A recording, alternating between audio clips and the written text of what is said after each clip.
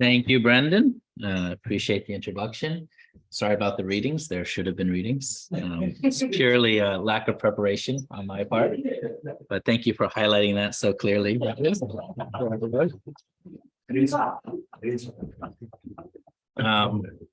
I do have to say, it's always a joy and a bit of a humbling experience coming up here. So, but I'm very happy to see everyone today.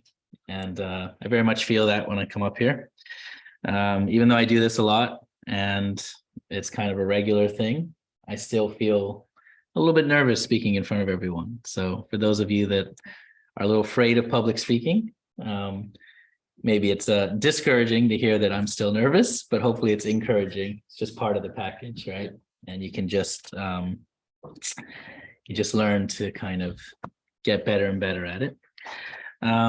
But what I wanted to talk about today, because there's a lot going on in life, and of course, a lot of what's kind of going on in my personal life around this transition period for Abby that we're praying for every day, and we're kind of coming to the end of this 40 days.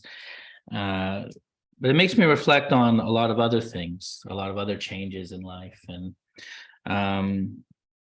just there's kind of a lot of big changes that happen. And I was kind of thinking, even kind of going back to COVID, how that was kind of a big change in everyone's life that kind of hit everyone all of a sudden. And it kind of lasted much longer than people expected.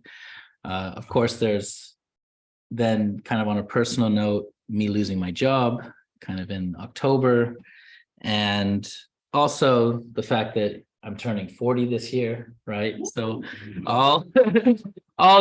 I know that. But also kind of going beyond that to the things that happen in our global providence. Mothers really pushing for this I think something that's very important and maybe hard for some people to connect with, but this kind of God's palace. And of course, every year there's a blessing, and a blessing is really such a life-changing moment for so many people. It's kind of a defining moment in people's lives. Actually, when I talk about the blessing people outside the church, and actually even to people in the church, I say it's kind of our only communion, right? We don't really have a communion. We don't really have any kind of baptism. We don't have bar mitzvahs. Our real kind of test of faith and commitment to the faith really is the blessing. And it's kind of, that's the tradition where you kind of decide, right? This is my faith and this is what I'm committing to. So and also Mother's also going through this kind of 7-year courses, right? We did kind of 2013 to 2020, and now Mother's looking at 2027. And obviously after that, we'll be looking at 2034. And Father also would regularly do these kind of providential courses. So the theme that I wanted to talk about today is transitions, and kind of how we react to change and how we prepare for change to the extent that we can. And I wanted to start by kind of highlighting a part of the principle in chapter 1 that I think it's very easy for us to underestimate. And I think it's very, it's the section around the growth stages, right? And the importance of the process of growth. And the reason I say it's underestimated is I really think it's a powerful difference that the principle teaches from most religious concepts, right? Especially compared to Christianity. I think it's one of the things that comes out as a very strong differentiator in True Parents' teaching about how we understand the way God works and the importance of a process of time and a process of growth, right? The growth stage actually starts by talking about the 6 days of creation, right? And it really tries to emphasize that the reason the Bible talks about 6 days of creation isn't because it's trying to say that God created the world in 6 days, but it's to emphasize that why 6 days? God could have created the world in 1 second then, right? Why have any time period? And it's to really emphasize that creation takes time. There's a process, right? And, I think this is a very, very important point, because in one way, God could have just snapped his fingers and made everything, right? But without a process of time, without a rule of time, then everything is kind of stagnant. Everything kind of just exists, right? It's there's no possibility for growth, right? So the idea of growth is really very much interconnected with the idea of time and the passing of time and the process of time. And I think it's very important to realize that God himself follows this law and adheres to it, right? And I think what's very unique about the principle's teaching of growth is how it's so interconnected with time, right? Even when we look at the idea of growth in the spirit world, right? This idea of what is heaven and what is hell, right? It's this idea that in order to get to heaven, no matter whether you're here on earth or whether you're in the spirit world, you still have to go through the growth process. It still takes time. It's very much connected to the physical world, right? And that's the value, in a way, the importance of the physical world.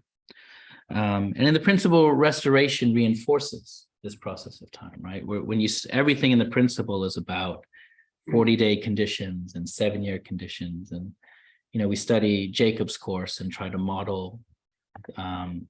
Father's obviously modeling the providence off of Jacob's course, these 3 7-year periods, and then you have the parallels of history, these kind of 400-year periods, right? All the offerings, the foundations of faith, were done through Moses's kind of 40-year periods, right? So it's these providential numbers keep coming up because they symbolize the time it takes for growth to happen, right? That there is some active principle of growth that has to be followed, that God very much respects, and that God is that God does not compromise, right? And even if you think of the story of Moses, to me, Moses begging in the Bible to go into the land of Canaan is one of the saddest stories in the Bible, right? After all Moses did, right?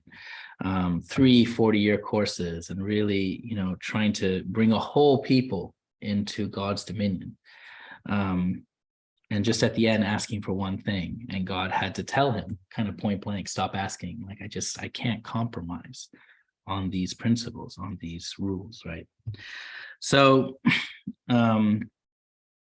yeah, when we talk, so with that as kind of the kind of principle underlining kind of rules that God is following for growth, then I feel like every change requires some transition, right? And the truth is, most change is very passive. It's kind of everyday change. It's happening day by day, when you're kind of going to school or when you're raising your kids.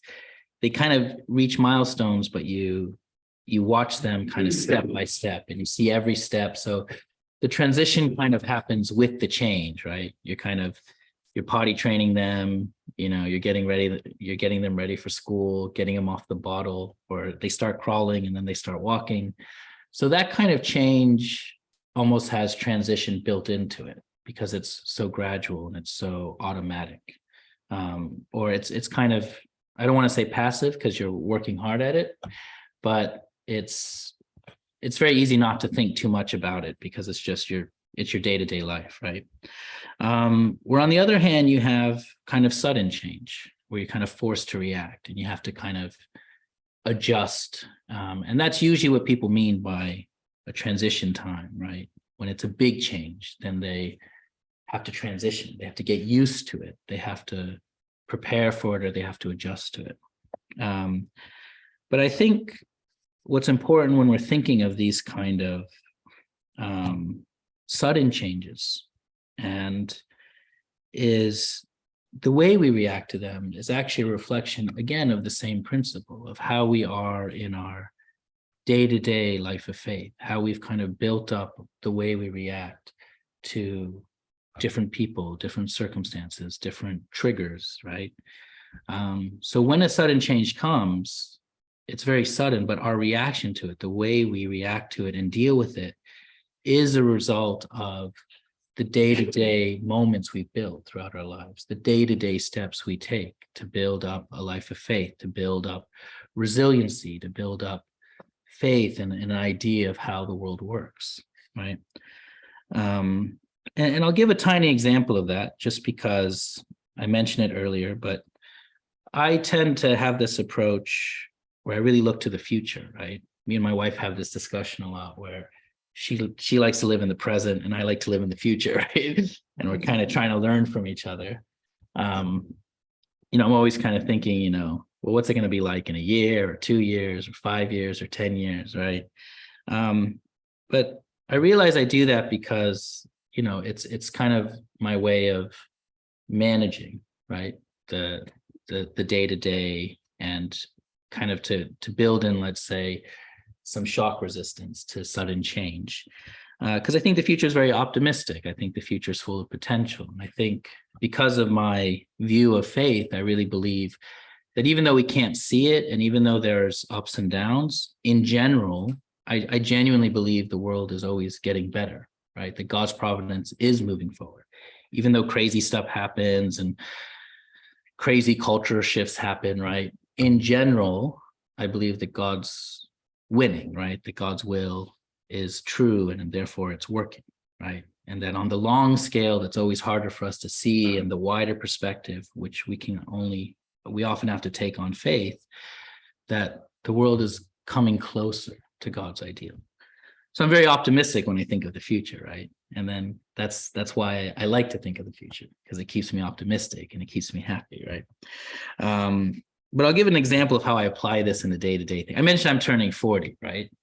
But something I've done since I was probably 20 is about halfway through the year, so right around Christmas time, I start saying I'm the next age. Like in January, I'm just like, yeah, I'm already like 21, or I'm already 22, or I'm already 23, right? Kind of been doing that for a long time.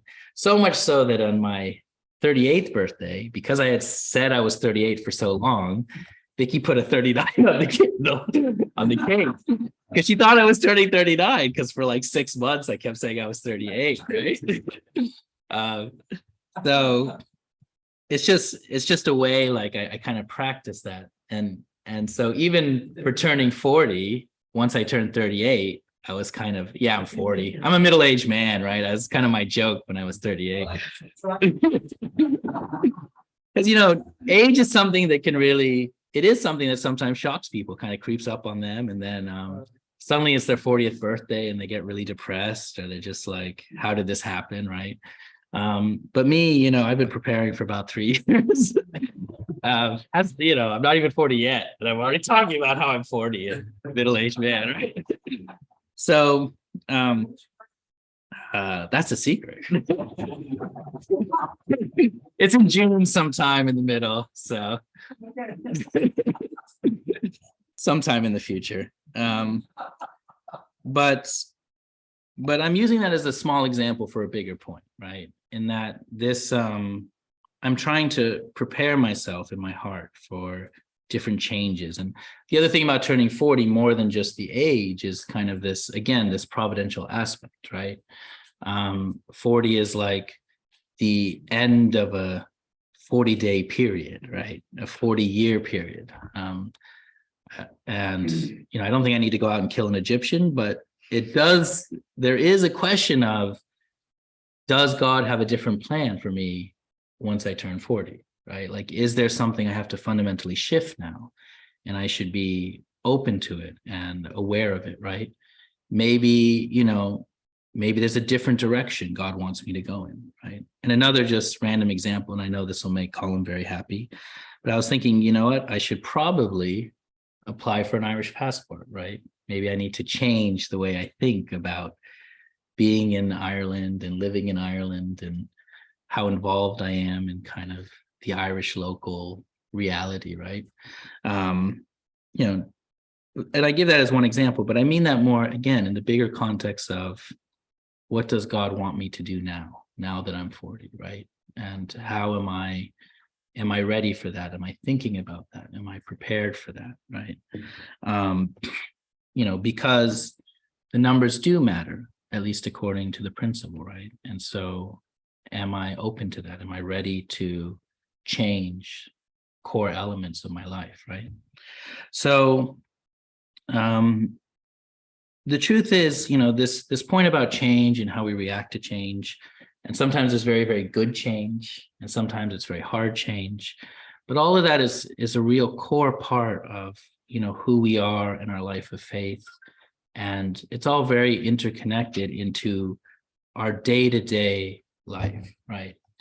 And so the real point I'm trying to say, and I think it's very hard to say, is let's not be passive about change, right? Especially in our life of faith, I think it's really important that we're actively applying the principle into how we build our life of faith day to day, right? And in somehow applying principle to the milestones in our lives. And I'll give one other example where I'm really thinking about this a lot and trying to do this a lot, also kind of connected to age, because age is kind of one of the more prominent, visible numbers we see. But my son just, he's 7, right? And technically, that's the end of the formation stage and the start of the growth stage. So I'm kind of thinking, well, what does that mean? What does that mean for him in his life of faith? And it's one of the reasons I gave him the picture Bible to read, because I'm really thinking, okay, now, actually, when he turns 8, I'm thinking, should probably start doing more DP education, like sit him down and do some basic principle diagrams and start him to understand the 3 great blessings and, the idea of, good and evil in your mind, right? So I feel like that's really important that I'm thinking about that, and it's an important part of his growth and his life of faith. And so again, kind of like my own change of age, I really want to be conscious of what is the principled steps that should be taken, right, in our development and our growth. And I think you see a lot of that in society. As society is also becoming more spiritually aware, you see some of these concepts bubble up. This idea of mindfulness, it almost annoys me the way people use it, but I think it comes up because it's true, that an awareness of how we live in the moment in our everyday lives. Are we aware of why we're doing things and why it matters and why it's important? And I think that's a real valuable skill set that we should be developing, right, in our life of faith. There was a really new concept I heard, actually, because we were watching a Netflix documentary, and then I heard it again in another context. But this idea of radical acceptance, right? And that really has to do with the grieving process that people go through when they go through tragedy. And this radical acceptance is like an acceptance of reality the way it is, and then thinking about how do we adjust then to that? How do we react to that? Right? Not hiding from reality, or not hiding from our feelings, or not hiding from the way the world is, and really taking responsibility for what we can do, right? Kind of the old Stoic idea of you can't change the world, but you can change how you react to the world, right? And then also kind of having that historical context for why we do things, and why, in one way, I feel like the historical context, if we can really understand it, we can be much more grateful, right? So another approach I take in my life of faith is we're very lucky in the world we live today for everything that we have, right? Compared to 20 years ago, 50 years ago, 100 years ago. And, that kind of element of gratitude is also, for me personally, very helpful. So the point I'm really trying to dig down into is the daily life, right? How we use our time and view our time and react to the things in our daily life, because that builds the foundation on how we react to things that come up all of a sudden, right? Or when there's major changes, or we have to change everything about our life, or move to another country, or bring a completely new person and family into our lives. it's not something we can do in a moment. It takes so much time, and we have to build that up over time, and then we have to keep building it up over time after. So I think the risk is, if we aren't thinking that way, if we're not kind of actively living a life of faith every day, is that time can pass without growth, right? And so the reason I feel that this is important for people to be conscious of and active about is it's very easy to just let time pass, right? And I think time without growth is really a wasted opportunity for all of us, because I think that's what makes life so beautiful and so precious, is that there's an opportunity for growth in every minute, in every moment, right? Every conversation we have, every interaction we have, right? Every good thing that happens, we can really take away the best out of it. And every bad thing that happens, we can really learn and find kind of the best way to prevent it, or to grow out of it, or to still, strengthen our ability to love other people and love each other. So that's the point I'm trying to get to, is that change is inevitable. Change will always happen. There will be changes that we're not ready for, right? And that are unexpected. But what we can do, and I feel is important, we're making sure we're doing as people of faith, is that daily act of growth, that daily act of learning and being open to what God's will is and what we can do in the different moments and challenges we face to be deeper people and more loving people and more caring people. And I say that kind of without wanting to get too much into the obvious context behind that, but what I'm, trying to do every day, more now than even I was trying to do it before, trying to do that more consciously. Because there's a lot of good things in this world. There's a lot of happy things in this world and exciting things in this world. And I really want to enjoy those things and look forward to them. And I'm very grateful that they're here, right? Some of them here in this room. So, so on that note, I'm going to end with a prayer. Thank you, everyone, for listening.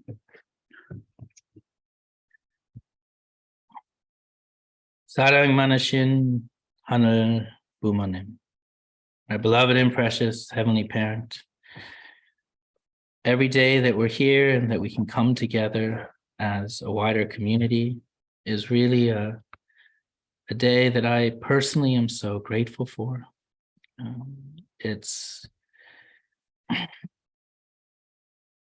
so much that goes unsaid about our human lives, about the things that make life so wonderful and beautiful, the things that each of us struggle with when we're alone, the ups and downs, but ultimately we know that we are created to be loved and to love.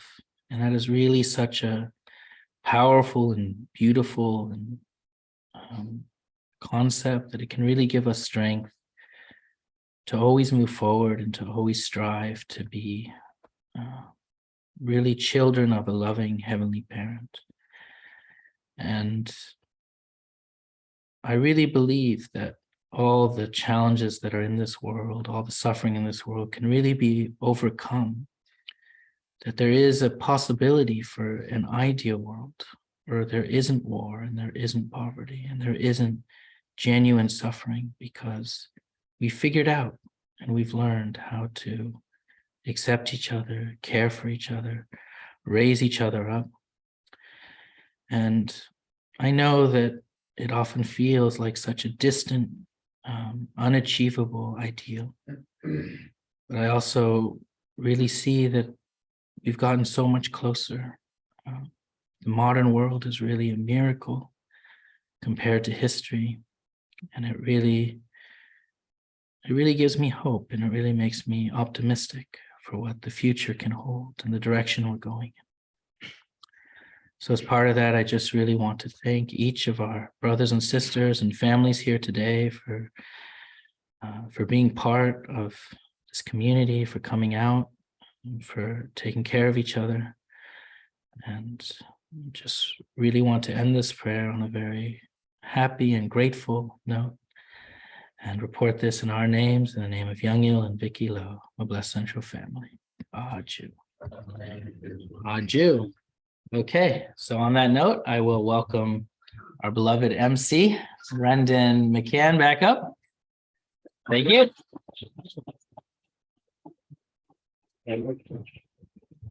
Thank you.